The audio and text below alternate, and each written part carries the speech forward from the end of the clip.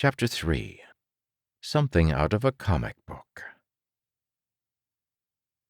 Rough corners bit into Dr. Antiworld's shoulder.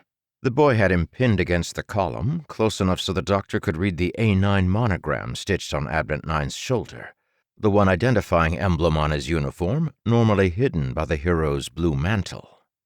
The boy growled, "That thing isn't me." The doctor shrugged. "Your confusion is understandable. Science teaches us one person cannot be in two places.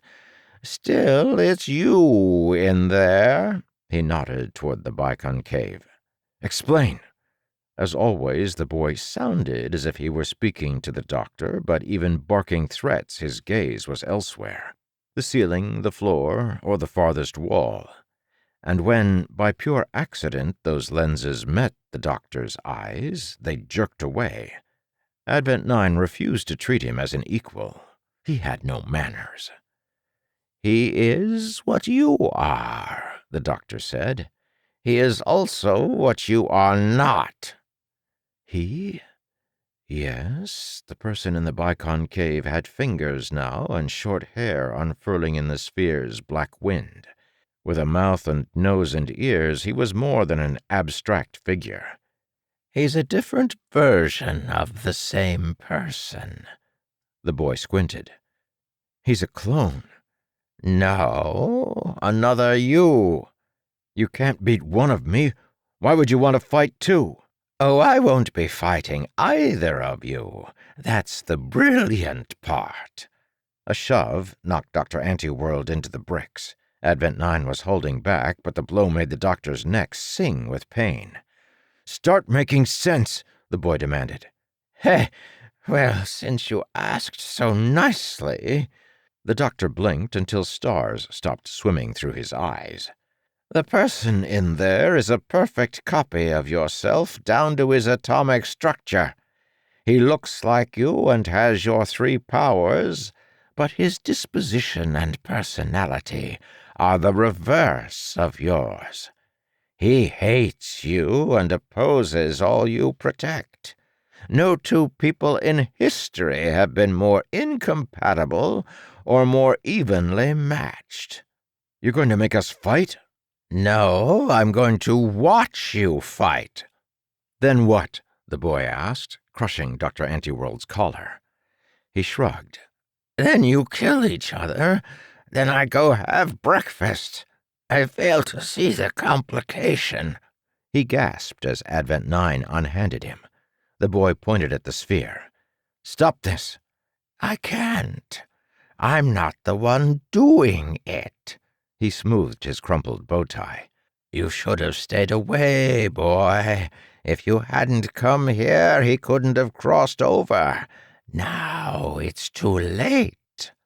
Advent 9 shook his head. "I won't let it happen." He walked away, and the doctor chuckled. The plan had worked. The trap was sprung. Now all the boy could do was squirm on the hook. The more Dr. Antiworld tried to compose himself, the more he lost it, laughing with a screeching timbre. He knew he looked insane, but his insides burned with happiness. He couldn't hold it in. Standing under the biconcave, the boy raised a fist. Did he think he could punch it to death? But the boy hesitated. He stared at the creature trapped in the globe. The whites of its eyes appeared, staring from the black clouds, and flesh tones of his skin peeked through. Was compassion or curiosity staying Advent 9's hand?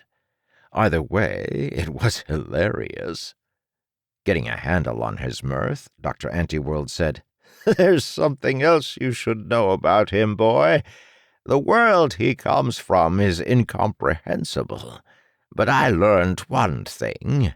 His name is Trancedragon." Lightning flashed in the biconcave. The silhouette of a thrashing young man cut through the clouds. The once perfect sphere rippled as if it were being twisted, appearing alive as it died. The bubble burst, the darkness dissolved, and a skinny boy fell out, pale and naked. Advent 9 caught him, then dropped him immediately. He retreated a step, eyebrows rising from behind his mask. The doctor noticed the resemblance. He'd never seen Advent Nine's entire face, but the hero's reaction left no doubt this boy was his exact twin. Like many teen boys, he was all elbows and knees, with fingers too long for his hands and hands too big for the rest of him. Slapping those paws on the floor, he rose and peered around, eyes shining in the construction lamps. He saw the doctor. He saw Advent Nine. He searched the lobby, tight-lipped, whimpering, then screamed like an animal. Delightful. Dr. Antiworld could not have been more pleased. Without speaking a word, Trancedragon already lived up to the doctor's hopes. It was written on the naked boy's face, the rage, the sadness, the fear. Long tears rolled as he howled. It was an expression Advent Nine could never have imitated. The hero remained silent, stoic, a bit shaken, but still his cold self as he watched such agony. Part of the doctor, the rational part that nagged him into saving his own skin, said now was the time to use his vanishing ray. Both boys were so distracted they wouldn't notice him sneaking away from a fight too dangerous to watch up close. Better to run. It would be smart. It would not, however, be scientific. The experiment wasn't finished. Only when hero and dragon died together would he know his hypothesis had been correct. He had to stay to observe. Trancedragon trembled in his bare hide. Reaching out, he caught Advent Nine by the wrist. "Off!" the hero barked, shaking himself free. The dragon gaped. Shivering, he tried again, approaching his brother with throaty, pleading noises. Advent Nine threw himself out of arm's reach. "Stay away!" Holy Hygeia, it was happening so fast. After one gesture, Advent Nine hated his twin, and Trancedragon, naked and spurned by the one he reached for, shook, snarled, and lunged, throwing a wilting punch that wouldn't have meant much coming from an ordinary boy. It hit Advent Nine in the chest and sent him flying through piles of scrap. He skidded to a stop near the entrance and scrambled to keep his feet, his mask torn. The dragon charged, mad enough to kill. The doctor followed, ducking behind piles of junk to keep from being noticed. The melee was playing out as he had predicted. How humbling to see months of calculations proven all at once. Not even God could have executed a plan with such scientific precision. The power of creation belonged now to Dr. Felix Antiworld. Reshaping the world would be a small matter after what he'd accomplished tonight. He couldn't keep from cackling as sweat and tears ran down his face. If the boys noticed, they didn't show it. They were well on their way to double homicide. Trancedragon kept landing blows on Advent Nine, and the hero snuck in some lucky punches against his twin. Mostly they fuzzed to avoid each other's attacks. Neither gained ground. As the doctor drew closer, he wondered if they'd both die of exhaustion. His theory allowed such an outcome, but the odds favored a symmetric strike, killing both. That was important. Neither could come out alive. No mess to clean up. No loose ends. "Pay attention, Felix," he chided himself. "You need to remember this moment so future scientists can study it." He cursed himself for not bringing a video camera. One well-placed kick sent the fighters flying apart. Their heels ground to a halt 20 feet from each other. The naked one convulsed with rage, snarling. Advent Nine stared, his gaze filled with intensity. But intensity of what?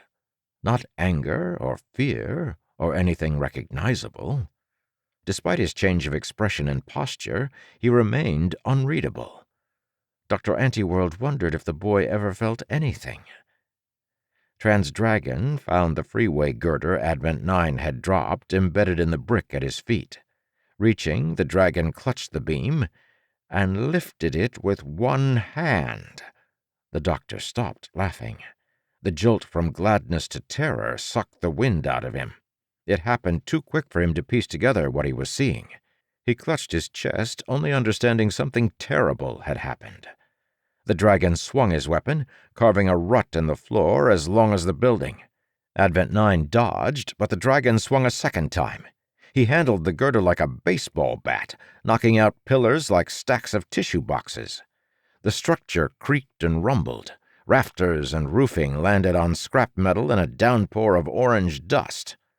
Dr. Antiworld watched the girder fly through the space where Advent 9's head had been 2 heartbeats ago. The concrete sword fell again and again, ringing like a cannon barrage through the station. No, this wasn't possible. Advent 9 was not strong enough to swing the beam like a toy, so Trancedragon shouldn't be able to. The doctor had used the most sophisticated methods to predict tonight's outcome. He'd triple-checked his work and considered every contingency. So how was this happening? A few more hits and the beam broke in 2 pieces, rebar skeleton poking out. Bitterness disfigured the dragon's face. The hero squatted, gripping his knees. He couldn't keep taking such punishment. The doctor slapped his mouth. Trancedragon was about to win. He was stronger than Advent 9 and could kill him without being killed. After that... Oh, shit. Trancedragon raised a hand, palm facing his enemy. Was the doctor imagining it, or was the room getting hotter? Squinting, he saw lines forming in the air around the dragon. It was red lightning, crawling up Trancedragon's body like undulating snakes. The room cooked where he stood. In his palm appeared a swirl of glowing plasma. It erupted into a stream of heat and light, straight as a laser. Fuzz! Advent 9 blurred around the blast. It soared to the far end of the train station, slamming the wall. When it vanished, an entire corner of the building had been erased. The station's roof veered. More rafters fell, chiming like bells as they struck the floor and bringing half the station down with them. The doctor shielded his head. That blast had been what astronomers call a solar flare. Trancedragon had created one indoors. It was scientifically impossible, not like anything found in the real world. It was more like something out of a comic book. Advent 9 crawled from the wreckage pouring into the station. He'd never wanted to know what burning bricks smelled like, but he'd never forget the sting in his sinuses. He could see the city through the hole in the train station's wall. If he could have moved, he'd have run. But his breath rasped out of him now, too spent to fly away. The hummingbirds had been frightened off, escaping through cracks in the wall. At any other time, he would have enjoyed their absence. But without their extra eyes, blind spots had appeared all around him. His own face peered at him from across the room. How was that possible? He'd heard once that even identical twins have subtle differences. Well, this was not his identical twin. Nothing was hidden. Advent 9 saw every mole, every hair, and every muscle. They were perfect duplicates. As his own legs got rigid enough to support him, he shambled toward the dragon. Moaned the other Advent 9. He hugged himself, looking sick as threads of drool spilled out of him. What did you do to me? The hero jumped. He'd never imagined his own voice could be so disturbing. No. The dragon's head snapped. Lashing one claw, he threw a chunk of brick at his twin. Advent 9 ducked in time to save his face, but the laces on the back of his head got shredded. Off came the mask. The hero tried to cover his face with his arms, but it was too late. The other Advent 9 pointed, eyes shaking. Gah! Krakow! The dragon blurred across the lobby, reappearing before Advent 9 to kick him in the jaw. The hero snapped backward. Krakow! Another kick slammed him from behind, throwing him forward. Krakow! Krakow! Krakow! With every blow, welts blossomed up and down Advent 9's body. Each hit reminded him of the time he'd caught a wrecking ball in mid-swing. Trancedragon bum-rushed the hero from every side, giving him no chance to fight back or even hit the ground. It ended with his throat in the dragon's clutches, his body hanging like an empty windsock. The copy wept, eyes puffy. After fighting his hardest, Advent 9 had still lost. Helpless to do anything else, he chuckled through the chokehold, and he didn't care if it was inappropriate. This moment was too insane to contemplate. He gagged on his laughter. Trancedragon drove a thumb into the hero's neck, pinching it tighter. Brown clouds surrounded Advent 9's vision. "Stop!" Trancedragon swiveled toward the voice, bringing Advent 9 around to see the doctor standing there, holding a strange white gun. "This," the doctor began, "is, He scratched his mustache a moment, staring at the device. "It's a death ray, the most dangerous weapon in existence. Behold!" He pointed the gun. It fired a yellow pulse at a cracked refrigerator, which vanished. Advent 9 couldn't believe it. How long had the doctor had such a weapon? Why hadn't he used it until now? "It can kill anything," the doctor said.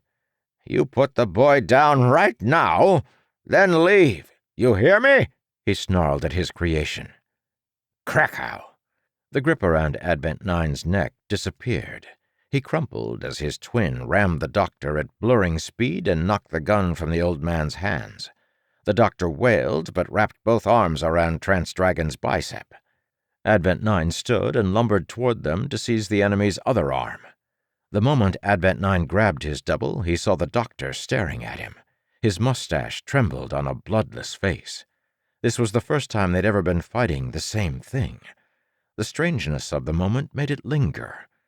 Advent 9 had never been good at reading people's expressions, but he understood the doctor had not planned this. And Advent 9 had as much right to be frightened. The danger was real for both of them. Trancedragon threw them both to the ground. The impact sent pain snaking up Advent 9's tailbone, sizzling his spine. The dragon roared. New rings of red lightning coursed up his body with his palm aimed at the old man. But Dr. Antiworld couldn't fuzz, and Advent 9 couldn't reach him in time. The coming blast would end his life. The hand shook there for a moment, pointed right between the doctor's eyes. Advent 9 struggled to his elbows in time to see the light surge, and Trancedragon slide it to the left. A braided column of red light shot from the enemy into the bare floor between the hero and doctor. Under his hands and feet, Advent 9 felt it burrowing through brick and bedrock, a stake rammed into the planet. The flash left a 6-foot-wide hole in the train station. As soon as the light faded, the edges began crumbling into the pit. "Oh, no," the doctor muttered. "No, no, no!" He scrambled from the yawning mouth, but it grew too fast. From a crevice to a chasm, bricks flowing over the edge like a waterfall. "Oh, blessed panacea, please, no!" He vanished into the deep. The counterfeit leaped back, escaping the growing pit. Advent 9 grasped for any kind of hold, but felt the bricks break beneath his hands, the liquid ground dropping him to where the doctor had gone. Too weak to run, he glanced at the monster who had beaten him, standing naked on the grave he'd dug for his brother. The dragon reached out. "Wait," he called, teary-eyed. "Don't go." But Advent 9 was already falling. The world turned sideways, and he tumbled down the tunnel. The light above shrank to a pinpoint and vanished.